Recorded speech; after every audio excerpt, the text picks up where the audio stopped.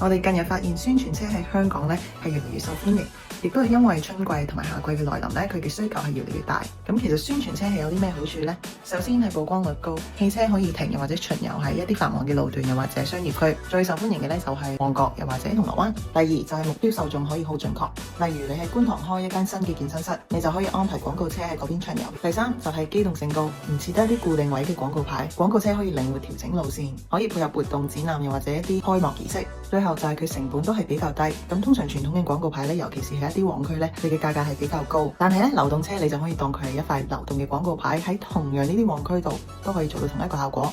仲有你可以短期又或者靈活性咁購買。咁究竟有咩款式可以揀呢？就例如好似呢兩款咁樣，車廂後面可以打開，亦都設有台、電視等設備。另外有一款呢，就係車外身會有一個熒幕，又或者好似呢個咁，由三邊都係熒幕。